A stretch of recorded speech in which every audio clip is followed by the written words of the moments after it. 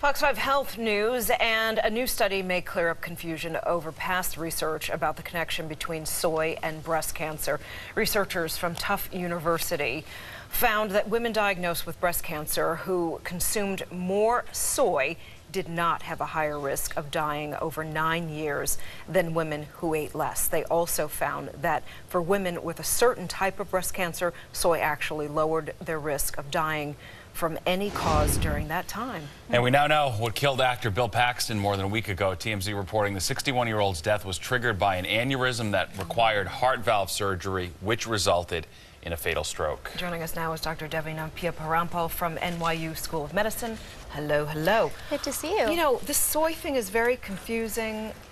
I've heard so much about staying away from soy, particularly if breast cancer is in your family history, as it is mine.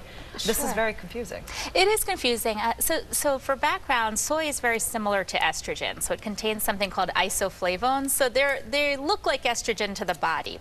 And for that reason, if you have breast cancer, people have been concerned you don't want to expose a breast cancer to more estrogen and perhaps make it grow faster or grow more. But at the same time in society, we're getting exposed to more soy, right? We really are. Soybeans, soy milk, Sure. you know, soy in different types of ethnic foods, and of course tofu, right?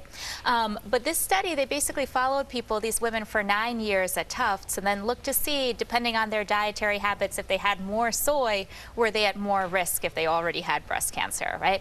So ironically, well, in terms of the good news, there didn't seem to be any difference. So if you like soy, if you like tofu, and you have breast cancer, the study suggests that you don't really have to worry. You can keep having that soy, right?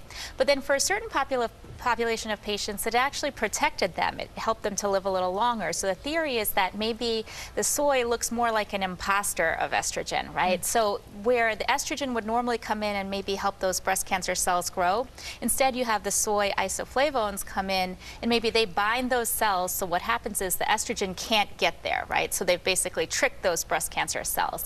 And so perhaps that actually helps those women. Now, this is not a strong enough study to say that women with breast cancer should have soy regularly, but at the same time, at least it makes it seem like there's an area for future research there. And there actually are chemotherapeutic drugs that work the same way, where you send them in as an imposter. So they look like estrogen, but they actually work a different way. All right, so watch the soy protein powder and the edamame. Still got to be careful about that stuff. Yeah. Gotcha. All right, Thank Dr. Devi, we appreciate it.